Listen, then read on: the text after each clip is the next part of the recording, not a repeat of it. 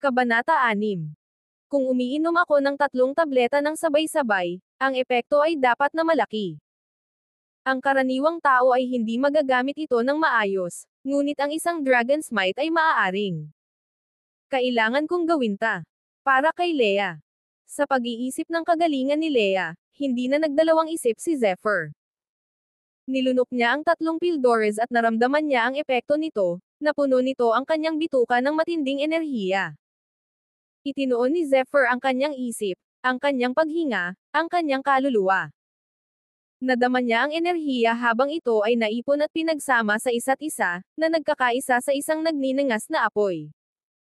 Parang apoy ng dragon, nilamon nito ang kanyang katawan at naging nakakapasong enerhiya. Naramdaman ni Zephyr ang biglaang pagdagsa ng pisikal na enerhiya, at pinainit nito ang kanyang balat. Ga! Masakit na napaungol si Zephyr. Pakiramdam niya ay nahati siya sa kalahati, hindi mabilang na mga patak ng tinta ang lumabas sa kanyang balat, ang lason mula sa mga spirit peel, at iba pang mga lason sa loob ng kanyang katawan. Naramdaman niya ang suntok ng katawan niya, hindi napigilan ni Zephyr na mapaluhod. Matindi ang pagdurusa, pakiramdam niya ay sabay-sabay na dinudurog ang bawat organ sa kanyang katawan, pati ang kanyang kaluluwa ay tila nanginginig.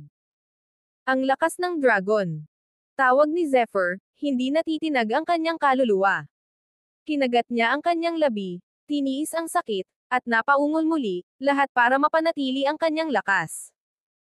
Isang huni na tunog ang nakapalibot sa kanya bago siya sumambulat sa isang kakilakilabot na alulong mula sa loob, isang dagandong ng dragon, na nagpatahimik sa lahat ng kanyang trauma. Lalong tumindi ang tingin ni Zephyr, parang may dragon sa likod ng titig niya. Ngayon na. Si Zephyr ay sumigaw, nagkukunwari, at nag-uutos sa mga panggamot na katangian ng mga spirit peel, na nagpapahintulot sa kanyang might na makuha ang kanilang mga essences. Naramdaman niyang tumaas ang kanyang kapangyarihan, at pumasok sa mga bagong taas, ang kailangan lang niya ay ang huling pagtulak. Isang nakakatakot na alulong ang pinakawalan ni Zephyr habang itinoon niya ang kanyang puso at kaluluwa sa daan, na lumalampas sa mga limitasyon ng kanyang espiritu. Sa ilang sandali, saglit na naramdaman ni Zephyr na parang isang sinaunang hayop, isang dragon, na lumulutang sa mga lupain sa ibaba, walang limitasyon, na walang katumbas. Naramdaman ni Zephyr na may nagbago sa loob niya, parang sixth sense na na-conjured mula sa kawalan. Alam niya kung ano ang dapat niyang gawin, hindi kung ano ang magagawa niya. Ngayon na.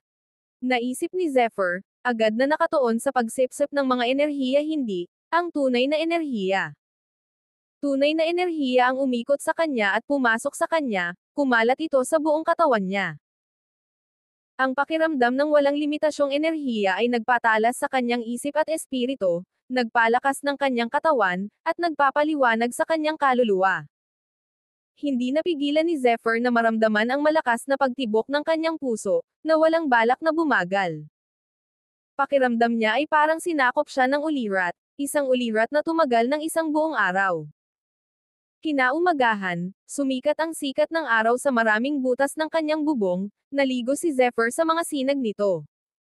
Habang tumatama ang liwanag sa kanyang katawan, saka lang siya bahagyang gumalaw. Ano? 5 silver coins lang. Madam, nagkakamali ka ba? I worked my hours accordingly, it should be 10 pieces. How could it be this little? Tanong ni Leia na may pagtataka na tingin. Patanong niyang tinitigan ang malaking babae sa kanyang harapan. Maamo ang boses niya.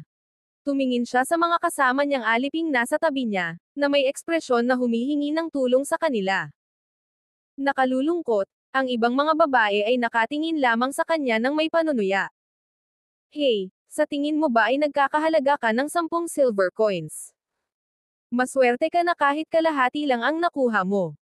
Matuwa ka na ako ay isang mahabaging babae, ngayon kunin mo ang iyong pera at umalis ka. Bulalas ni Madam Lee sa nanunuyang tono. Ikaw palaboy, ang daming binigay sa'yo ni Madam Lee. How much more do you want? Naisip mo na ba kung ano ka noon? Don't say that, she is the young master's personal servant after all, of course she'd be entitled.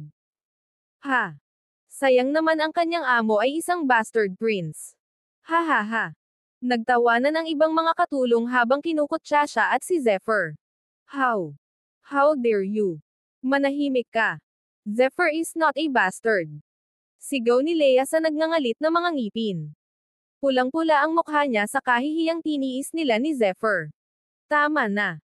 Utos ni Madam Lee, ibinaling niya ang tingin kay Leia, kailangan mo ba talagang patunayan namin sa'yo na isa siyang bastard? Kunin mo lang ang pera mo at umalis ka na. Sabi niya sabay ngiti ng masama. Honestly, I can't stand looking at you. Tama ka, I gave you half your sahod on purpose. Anong gagawin mo dyan, kagatin mo ako. Panunuyan ni Madam Lee. Kabanata 7. How? How could you? I work day and night just to earn some coins. Hindi napigilan ni Leia ang pagmamakaawa sa luha, basang-basa ang mukha sa kawalan ng hustisya. Oh, shut up. Anong iniiyak mo? Nakangusong sabi ni Madam Lee. Na may malungkot ngunit inis na tingin sa kanyang mga mata, itinaas niya ang kanyang mabigat na kamay at naghatid ng isang sampal sa maliit na mukha ni Leia. Ipinagpatuloy ni Zephyr ang kanyang enerhiya sa kanyang barong-barong. Ginabayan niya ang pagdaloy ng totoong enerhiya sa buong katawan niya. Biglang huminto ang lahat, at isang pagsabog ng totoong enerhiya ang sumabog sa loob niya makalipas ang ilang segundo. Isang matinding buntong hininga ang pinakawalan ni Zephyr at idinilat ang kanyang mga mata, nasaksihan niya ang mga alon na sumasayaw sa kanyang paligid sa kaunti-unting nawala. Oo. Level 6.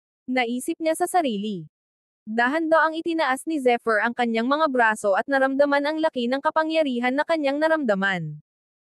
Natitiyak niya na siya ay hindi bababa sa 5 beses ang lalaki na siya noon.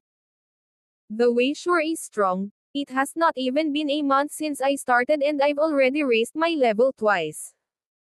Nawasak na rin ang mga lason sa loob ko, natutuwang pag-isipan ni Zephyr. Kinalma niya ang kanyang sarili sa lalong madaling panahon, ang isang lakas ng ika-6 na antas ay hindi gaanong ibig sabihin, ngunit ito ay isang puwersa pa rin na dapat isaalang-alang. Pinag-isipan ni Zephyr kung gaano siya kalakas sa Draconic Augmentation. Please, stop. Isang sigaw ang umalangaw-ngaw mula sa labas. Hindi ba? Leia. Mabilis na lumabas si Zephyr sa kanyang barong-barong na puno ng galit ang mukha na walang pag-aalinlangan sa kanyang mga mata. Paglabas niya, nakita niyang itinaas ni Madam Lee ang kanyang malaking kanang kamay, na may pag-indayog na balak na hampasin si Leia. Hoy! Galit na sigaw ni Zephyr, isang rumaragasang bagyo ang nabuo sa loob niya, na handang pakawalan sa isang sandali. Kung pagdikitin mo siya ng daliri, patay ka. Nang mapansin ang lakas sa likod ng palad ni Madam Lee, alam niya kaagad na kung ito ay naglalayong kumonekta sa mukha ni Leia, mawawala ang kanyang mga ngipin. Galit na galit si Zephyr. Umalis ka na dito. Sigaw ni Zephyr. Sa isang huff, ang puro bloodlust ni Zephyr ay nagpatigil kay Madam Lee sa kanyang mga track, ang kanyang enerhiya ay nagyelo sa kanyang lugar. Agad na binago ni Madam Lee ang kanyang tono at nagpakita ng matinding takot. Mabilis niyang inabot ang isang palad, umaasang ipagtanggol ang sarili. Sa kasamaang palad, napakalakas ni Zephyr, ang kanyang enerhiya, na katulad ng isang polearm, ay tumusok sa kanyang mga depensa, nabasag ang kanyang kanang kamay, at nagpatuloy patungo sa kanyang dibdib. Napasigaw si Madam Lee at pinalipad ng 30 talampakan ang layo, tumalsik ang sariwang dugo mula sa kanyang bibig nang siya ay lumapag. Ang kanyang katawan ay napinsala ng kanyang pag-atake. Bawat buto ay nabasag. Zephyr. Napabuntong hininga si Madam Lee sa pagitan ng mga dure ng dugo, nanlaki ang kanyang mga mata sa binata sa kanyang harapan, hindi maintindihan ang kanyang sinalakay na may kakayahang gumawa ng ganoong pinsala. Guro. Tili ni Leia, puno ng luha ang tuwa. Ni minsan ay hindi niya pinangarap na magiging ganoon kalakas si Zephyr. Ang mga katulong na babae sa paligid ay nakatitig sa kanya na nakanganga, nagulat sa kaibuturan. How is this possible? Isa ka lang bastard, how could you be so powerful? Hingal na sabi ni Madam Lee, pumuti ang mukha, hindi maintindihan kung paano naging napakalakas ng isang mahinang tulad ni Zephyr.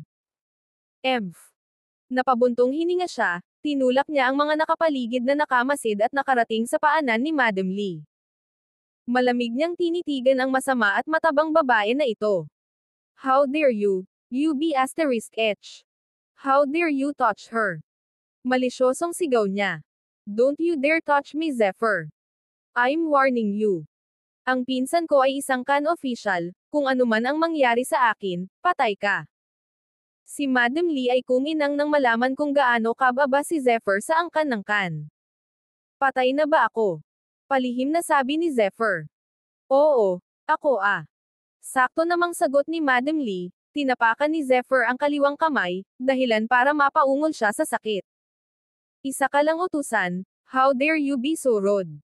Pagkatapos ay sinipa niya ito sa bituka. How dare you hurt Leah? Isa pang sipa. Malapit ka nang mamatay, pero naglakas loob ka pa ring takutin ako. Isa pang sipa. Walang tigil ang pagtapak ni Zephyr kay Madam Lee na walang pakialam sa mundo, walang pagsisisi ang naramdaman sa kanyang mga ginawa. Walang nagawa si Madam Lee kundi ang umubo ng mas maraming dugo pagkatapos ng bawat pagtapak ni Zephyr. Hindi siya makasigaw. Napabuntong hininga na lamang ang mga katulong habang nasasaksihan ang malupit na tanawin sa harapan nila. Hindi nila maiwasang magtaka, ito pa rin ba ang bastard prince? Zephyr, itigil mo na to. Isang galit na boses ang umalangaw-ngaw. Maingat na lumapit ang isang lalaking nasa katanghaliang gulang na nakasuot ng tanso. Kabanata 8. Ang lalaki ay nagdala sa kanya ng isang matigas na tingin, gayunpaman, sa likod ng mga mata na iyon ay mayroong isang magulong kalikasan. Ang kanyang poster ng katawan ay nagbigay din ng isang hangin ng eleganteng kapangyarihan, nanginginig sa tunay na enerhiya. Siya ay nasa isang lakas ng ikalimang antas. Tinulungan siya ni Zephyr's might na makita ang mismong interloper at agad na nakilala ang kanyang level. Tulungan mo ako.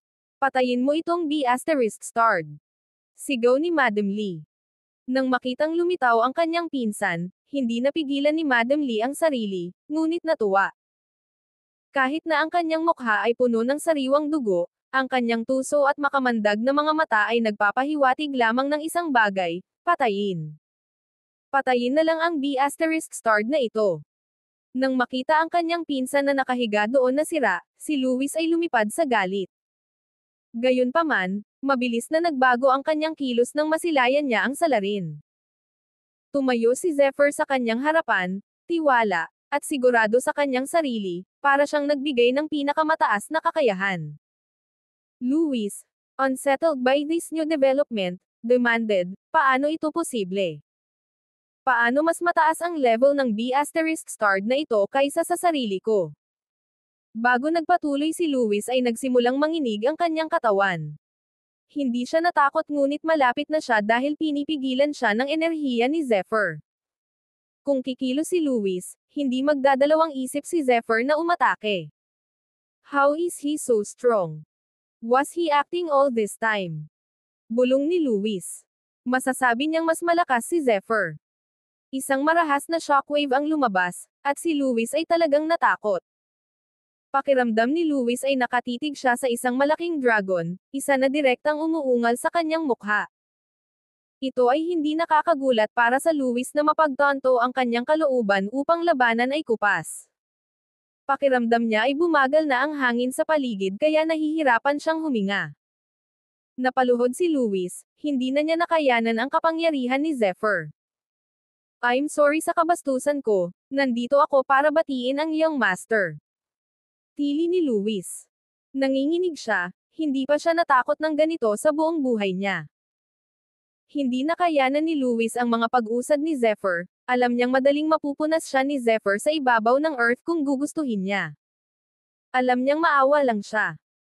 Nang makitang nakaluhod si Louis habang humihingi ng awa kay Zephyr, muli, nabigla ang mga nanonood sa kanilang kaibuturan, wala silang magawa habang nakatitig sa kanya nang hindi makapaniwala. Baboy ka! Exclaimed Madam Lee, hindi naniniwala sa kung ano ang nangyayari. Nadama ni Louis ang sama ng loob na nabubuo sa loob niya. Si Madam Lee ay hindi hihigit sa isang malayong kamag-anak, ngunit madalas niyang isinabot ang kanyang pangalan sa kanyang ulo bilang isang dahilan para sa pagkilala. Kahit kailan, hindi niya naisip na magiging ganito siya katanga. Luis. Sigaw ni Zephyr. Oo, Master. Sagot ng opisyal ng Khan. Hindi niya maiwasang kiligin sa pagtawag sa pangalan niya, lalong diniin ni Zephyr si Luis. Sabihin mo sa akin, sino ang karapat-dapat na tagapagmana ng Khan? Sabi ni Zephyr na may mapaglarong tuwa, isang nakakalokong ngiti ang sumasayaw sa kanyang mukha. Ay ikaw naman, syempre. Agad na sagot ni Luis. Alam niya kung ano ang iniisip ni Zephyr, at instinctively swipe Madam Lee ng puot ngiting. Tama ka. Matalino ka. Ngumuso si Zephyr, tuso pero nakakatakot ang ngiti niya. Leia, let us live. Tawag niya at sinenyasan siyang sumunod. Napakurap na lang si Leia at sumunod sa kanya. Luis, are you daft? Bakit mo hinayaan ang B***starred na iyon? Inatake niya ako, dapat pinatay mo siya. Durin ni Madam Lee. Sa galit niya, hindi niya napigilan ang sarili na mabahiran ng dagwang salita ang lupa. Gayunpaman, hindi ito naging hadlang sa walang humpay na hiyawan na ibinato kay Luis. Hindi sumagot si Luis, bagkus ay sinulyapan lamang niya ang sumisigaw na bimbo, naisip niya kung paano ito halos magbuwis ng kanyang buhay. Gamit ang mabilis na kamay, inabot ni Luis at pinitik ang leeg ni Madam Lee. Sabay-sabay na hiyawan ng mga katulong. Walang nagawa si Madam Lee kundi ang titigan si Luis nang hindi makapaniwala habang ito ay napahiga. Please, shut up, pagmumura niya. Hindi niya maalis ang damdaming ipinalabas ni Zephyr, pareho siyang kinilabutan at nabigla, karamihan ay kinilabutan. Akala ng lahat ay isang walang kwentang B***starred si Zephyr, gayunpaman, lingid sa kaalaman ng lahat, siya ay nagtatago, isang lobo na nakadamit ng tupa. Siya ay hindi bababa sa isang lakas ng antas-anim. Kahit papaano, nakamit niya ito nang walang tulong ng angkan. Paano ito posible? Nag-isip si Luis sa katahimikan. Maya-maya, nakahinga siya ng maluwag, at ibinaling ang tingin sa mga katulong. Kabanata Siyam. Whatever happened here today stays between us. If I so much as get a whiff that word got out, she will be your fate. Ang mga katulong ay nagmamadaling tumanggo bilang pagsang-ayon, lahat ay malinaw na nanginginig sa kaibuturan. Wow, Master, kailan ka pa naging malakas? Pati si Luis natakot sa'yo, sabi ni Leia, na pinuri si Zephyr na puno ng pagtataka ang mga mata. Hoy dummy, sinabi ko na sa'yo na wag ka nang magtatrabaho, sabi ko may idea ako kung paano gumawa ng bangko. Sagot ni Zephyr na buong pagmamahal na tinapik ang kanyang ulo. Oo, alam ko, purred Leia, ang kanyang mga mata ay nakapikit, at nasiyahan sa kanyang haplos whimsic alay. Matalino si Luis, hindi niya isisiwalat ang sikreto ko, paliwanag ni Zephyr. Ayon sa dosis ni Lincoln, sa isa pang 2 buwan, ang kabuoang halaga ng lason sa tableta ay sapat na upang patayin ako. Kung okay pa ako noon, siguradong maghay-hinala na siya. Tahimik na nagmumuni-muni si Zephyr. Habang iniisip niya iyon, mas lalo siyang nakaramdam ng pagkaapurahan at naging dahilan ng pagkayam niya ng kamao. Si Lincoln ay hindi isang mahinang tao, siya ay isang lakas ng ika-9 na antas, at ang pinakamalakas sa buong angkan ng Khan. Kailangan kong makuha ang aking sarili sa 8 lakas sa loob ng 2 buwang ito. Sa isip ni Zephyr, nagpatuloy ang plano ni Zephyr sa kanyang susunod na hakbang, alam niyang wala na siyang mahabang oras, lahat ng pinaplano niya ay kailangang maging walang kaparirikan. Lalong gumaan ang pakiramdam ni Leia, at sumipol pabalik sa barong-barong. Gayunpaman, nang makarating sila, agad siyang nagtungo para labhan ang mga damit ni Zephyr. Umupo si Zephyr sa kanyang kama, tahimik na binibigkas ang daan, muli, naghahanda sa pagsasanay. Ramdam ni Zephyr ang pag-aayos at paglakas ng kanyang katawan sa tuwing nagsasanay siya. Ang tunay na enerhiya na ibinigay ng daan ay parang dragon, na patuloy na lumalangoy sa buong katawan, pinapataas ang kanyang lakas. Maya-maya, nakahinga ng maluwag si Zephyr, senyales na tapos na ang training niya.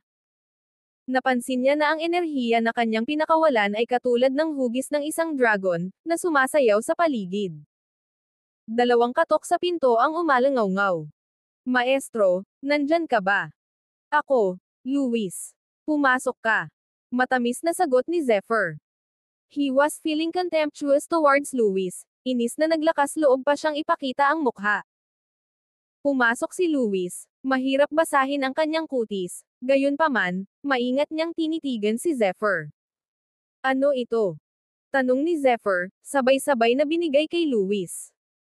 Saglit na itinikom ni Luis ang kanyang panga, at agad na lumuhad, at magalang na sumagot ng, Guro, patawarin mo sana ako sa hindi ko pagkilala sa iyong lakas. Patawarin mo sana ako sa lahat ng diskriminasyon, pang-iinsulto, at abala na ibinato ko sa iyo. Pakiusap, parusahan mo ako kung gugustuhin mo. Naalala ni Zephyr na ang mga mapagkukunan ng pagsasanay para sa kan ay inayos ni Luis. Naalala niya kung paanong ang mga mapagkukunan na inilaan sa kanya ay hindi kahit 1/10 ng mga nakuha ng iba. Totoo ang pinaghihinalaan niya, pinakialaman ni Luis ang kanyang inilaan na mapagkukunan sa lahat ng panahon. Tama ka Luis, dapat kitang parusahan, grabe. Pero, sa nakikita mo kung paano ka natauhan sa tamang panahon, at tamang pagsisisi, pati na rin ang kasalukuyang kawalang katatagan ko sa lipunan, marahil ay maaari tayong magkasundo. Isang pagpipilian para sa iyo na tabyusan ang iyong sarili. Ano ang sasabihin mo? Nakangusong si Zephyr. Pakiusap, tanggapin mo ang aking mapagpakumbabang pasasalamat, aking Panginoon. Mula ngayon, ako, si Luis, ay magiging ganap na tapat sa iyo ng buong katapatan. Pakiusap ni Luis. Mapait na tumanggo si Zephyr. Nag-iingat siya sa mga motibo ni Luis. Naunawaan niya na si Luis ay isang patas na kaibigan sa panahon, sa ngayon, maaari siyang maging tapat, ngunit kapag naging mahirap ang sitwasyon, umalis si Luis. Gayunpaman, alam niyang hindi susubukan ng uod na ito ngayon, kahit papaano. Great, you are a smart one. From now on, report to me whenever something big goes on, especially when it regards Lincoln.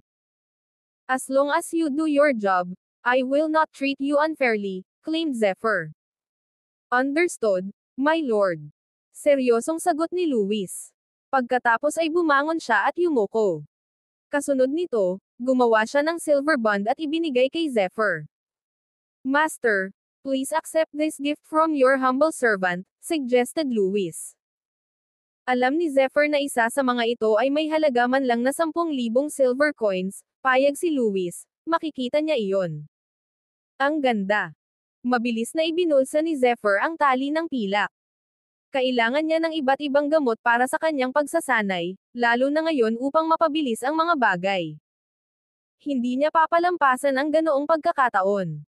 Kung maaari, aking Panginoon, aalis na ako ngayon. Yumuko si Luis bago umalis. Siguradong maginhawa ang perang ito. Bulalas ni Zephyr, tusong nakangiti sa silver bond. Kabanata 10. Sa mga sumunod na araw mula noon, salamat kay Luis, naging mas maayos ang buhay ni Zephyr, kahit para kay Leia dahil hindi na niya kailangang magtrabaho ng husto. Sa araw, si Zephyr ay nanatiling mababang profile, madalas na tahimik na nagsasanay sa bahay. Pagdating ng gabi, atras siya sa mga burol sa likod at masiglang magsasanay. Gayunpaman, hindi pa rin sapat ang kanyang kapangyarihan. Kailangan niyang gumawa ng karagdagang pag-iingat, kung natuklasan ni Lincoln ang kanyang sikreto, magiging komplikado ang mga bagay. Hindi nahirapan si Zephyr na ipagtanggol ang sarili, gayunpaman, hindi niya kayang ilagay si Leia sa kapahamakan. Gabi na noon, nagsasanay si Zephyr sa burol.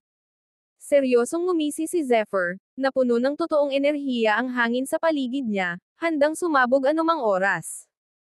Sa harap niya ay nakalatag ang isang malaking kaldero, ang sisidlan sa ilalim ay nagpapakulo nito. Sa loob ng palayok ay isang emerald sludge, walang tigil itong bumubula habang ang bango nito ay naglalabas ng herby aroma. Sa tulong ni Luis, lihim na nakabili si Zephyr ng toneladang damo at gamot. Akala niya ay natapos na ang kanyang order. Naabot pa ni Zephyr ang mga kasanayan para sa mataas na kalidad na paggawa ng tableta. Kailangan niya ng higit na lakas para gawin ito, kung hindi, hindi niya mapanatili ang proseso ng paggawa ng tableta gamit ang kanyang tunay na reserbang enerhiya. Ni Zephyr na ang paggawa ng mga balance pill ay ang pinakamahusay na mga table task na maaari niyang gawin ngayon. Ang mga balancing table task ay darating lamang sa pag-imbento makalipas ang 7 taon, at ang mga tabletang ito ay 10 beses ang bisa ng mga spirit pill. Malamang si Zephyr lang ang may kakayahang gumawa ng mga ito. Sinimulang haluin ni Zephyr ang kaldero at nagsimulang umikot ang laman sa loob, gamit ang enerhiya ni Zephyr bilang gabay. Ang ilan ay natapon sa panahon ng proseso, ngunit sa huli ay naalis. Sa wakas, ang laman ng palayok ay gumawa ng kakaibang tunog at ang palayok ay nabasag sa sarili nito, pagkatapos ay nag-iwan ito ng ilang mga table task upang ay latag sa ibabaw ng apoy. The asterisk man, pangit ang kalidad ng mga tabletang ito, natatakot ako na baka kailanganin kong bumili ng pill oven. Sinuri ni Zephyr ang mga pills na kinuha niya, baka sa mukha niya ang bahagyang pagkadismaya. Sa paghusga sa pill, napagpasyahan ni Zephyr na ito ay isang masamang produkto, gayunpaman, mas mahusay pa rin kaysa sa kasalukuyang mga spirit pill. Nasa itaas. Nang maisip ang oras, agad na nilagok ni Zephyr ang isang balance pill at nalasahan ito ng mapait, herby sensation ang bumaba sa kanyang lalamunan. Walang reaksyon. Naisip niya. Wala siyang naramdaman. Hindi naman ako nabigo diba? O she asterisk T. Bago pa niya matapos ang kanyang pangungusap, isang biglaang pagsabog ng enerhiya ang lumabas sa kanyang bituka. Para itong isang bulkang naglalabas ng galit, ang mga gamot na katangian ng tableta ay bumahas sa buong katawan ni Zephyr, na nagpapalipat-lipat ng kanyang mga enerhiya. Sobrang lakas ng kapangyarihan, hindi napigilan ni Zephyr na magpakawala ng nakakatakot na alulong. Naramdaman niya ang mga epekto na umabot sa kanyang katawan at nagpabata sa kanya ng higit sa kanyang mga limitasyon. Ancient Draconic Might, palakasin mo ako. Agad na bumaba si Zephyr at pinag-cross ang kanyang mga paa, mabilis na binibigkas ang daan, na pinipilit ang kanyang katawan na ay absorb at gamitin ang mga epekto ng tableta. Alam ni Zephyr na kailangan niyang kumpletuhin ang prosesong ito ng mabilis, ilagay ang kanyang puso at kaluluwa dito. Narinig niya ang kanyang mga kalamnan, mga channel ng enerhiya, at mga ugat na naglalabas ng kakaibang tunog. Napunit ang kanyang damit nang bumuhos sa kanya ang totoong enerhiya. Ang mga table task sa balanse ay palaging mas mahusay kaysa sa mga table task ng espiritu. Isip ni Zephyr na may sa ilalim ng mga epekto ng daan, mabilis na nakabawi si Zephyr, nasiyahan sa pagiging epektibo ng kanyang produkto. Alam ni Zephyr, kung mayroon siyang pill oven para i-refine ang balance pills, nalampasan na niya ang kasalukuyang estado niya. Nagpakawala si Zephyr ng isang dagandong na katulad ng sa isang dragon, na nagpakalma sa kanyang espiritu. Kailangan niyang kontrolin ang kanyang totoong daloy ng enerhiya. Hindi nagtagal, napagtanto ni Zephyr na sa isang lugar sa kanyang katawan, isang kakaibang enerhiya ang namuo. Ano ito?